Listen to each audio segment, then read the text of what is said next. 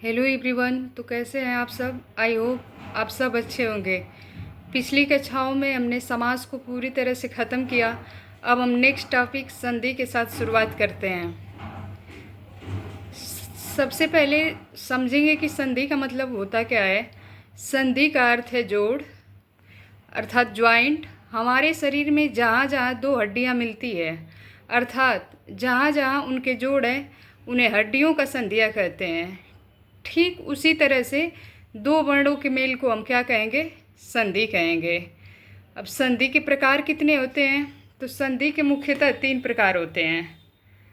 पहला स्वर संधि, दूसरा व्यंजन संधि और तीसरा विसर्ग संधि।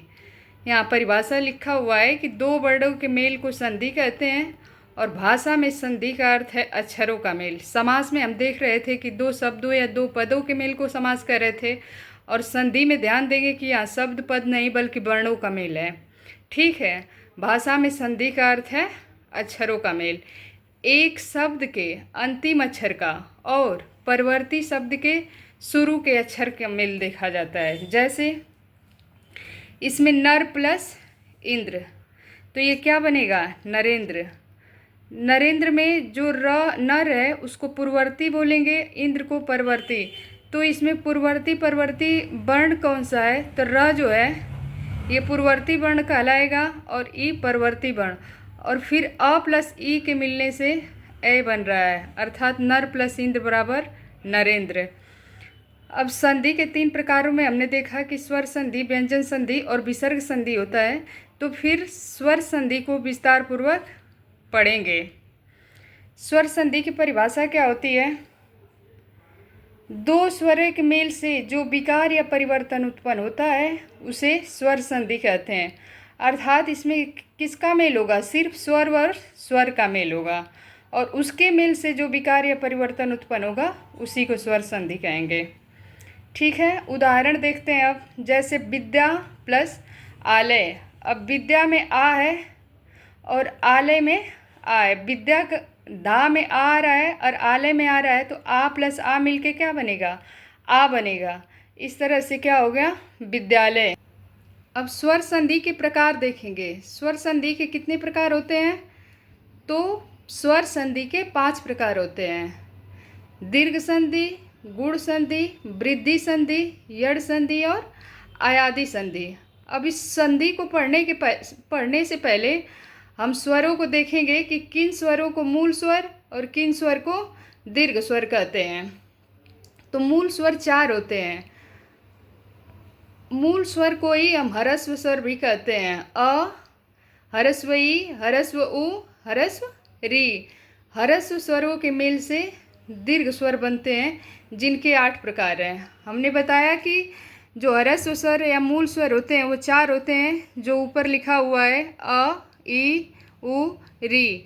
और दीर्घ स्वर के 8 प्रकार होते हैं। जैसे अ प्लस आ मिलके आ बनेगा, ह्रस्व ई प्लस ह्रस्व ई मिलके दीर्घ ई बनेगा, ह्रस्व उ प्लस ह्रस्व उ मिलके दीर्घ उ बनेगा। उसी तरह से ह्रस्व री प्लस ह्रस्व री मिलके दीर्घ री बन रहा है। यहाँ हम देख रहे हैं कि अ प्लस ई मिलके ए बन रहा है, अ प्लस ए मिलके ए बन रहा है, अ प्लस ह्रस्व उ मिलके ओ बन रहा है, और अ प्लस ओ मिलके ओ बन रहा है। तो ये जो 8 हैं ये क्या है? दीर्घ स्वर हैं। ठीक है, अब दीर्घ संधि का हम परिभाषा और इसको बनाने का तरीका सीखेंगे। दीर्घ संधि किसे कहते हैं? तो एक ही स्वर के 2 रूप, एक ही स्वर के 2 रूप अर्थात या तो ह्रस्व हो या दीर्घ हो, एक दूसरे के बाद आ जाए तो दोनों जुड़कर दीर्घ रूप वाला स्वर हो जाता है। उदाहरण देखिए। अब यहाँ पे अ प्लस अ मिलके क्या बन रहा है? आ बन रहा है। अ प्लस अ मिलके आ। धन प्लस अर्थी, धनार्थी। राम प्लस अवतार, रामावतार। म तो व्यंजन है, लेकिन म में क्या है? हमारा ह्रस्व अ छुपा हुआ है। ठीक है, स्वर अ छुपा हुआ है और इसमें अवतार, रामावतार। उसी तरह से दे प्लस अंत, देहांत। सूर्य प्लस अस्त, सूर्यास्त। उत्तम प्लस अंग, उत्तमांग। अब वृद्धि संधि को बनाने का तरीका है। अ प्लस आ मिलके दीर्घ आ बनता है। तो कुश प्लस आसन कुशासन, पुस्तक प्लस आलय पुस्तकालय, परम प्लस आत्मा परमात्मा। फिर आ प्लस आ मिलके क्या बनेगा? आ बनेगा। तो विद्या प्लस अर्थी विद्यार्थी। ये सब दीर्घ संधि के उदाहरण है, उसके नियम को बता रहा है कि किसको मिलने से क्या बनता है। कदा प्लस अपि बराबर कदापि, दीक्षा प्लस अंत बराबर दीक्षांत। आ प्लस आ को मिलने से आ बनता है, इसके भी उदाहरण को देखिए। आत्मा प्लस आनंद बराबर आत्मानंद, महा प्लस आत्मा बराबर महात्मा, वार्ता प्लस आलाप बराबर वार्तालाप। दीर्घ संधि में एक नोट समझने की कोशिश करें कि चाहे दोनों स्वर ह्रस्व हो चाहे दोनों दीर्घ हो, चाहे एक ह्रस्व हो एक दीर्घ हो, संधि में दीर्घ ही होता है। यदि स्थिति ह्रस्व ई की होगी या दीर्घ ई की होगी या ह्रस्व ई प्लस दीर्घ ई की होगी तो भी क्या बनेगा? दीर्घ ई बनेगा। जैसे ह्रस्व ई प्लस ह्रस्व ई बराबर दीर्घ। हम देखेंगे कि अति प्लस यु बराबर अतियु बन रहा है, तो इसमें ह्रस्व ई और आगे वाले में भी ह्रस्व ई है, यानी पूर्ववर्ती वर्ण और परवर्ती वर्ण दोनों में ह्रस्व ई है, लेकिन जो उससे बन रहा है क्या बन रहा है? दीर्घ ई बन रहा है। ठीक है। उसी तरह से रवि प्लस इंद्र बराबर रविंद्र, प्रति प्लस इति बराबर प्रतीति।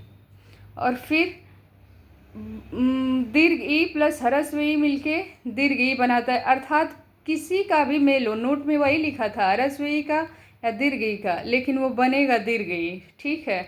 महति प्लस इच्छा बराबर महतीच्छा, मई प्लस इंद्र बराबर महेंद्र। इस प्रकार से हम संधि की परिभाषा समझे, संधि के प्रकार समझे, और प्रकार में स्वर संधि के प्रकार 5 होते हैं, जिनमें से हम दीर्घ संधि को पढ़े, और बाकी के 4 प्रकारों को स्वर संधि के जो शेष 4 प्रकार बच रहे हैं उसे हम अगली वीडियो में समझाने की कोशिश करेंगे।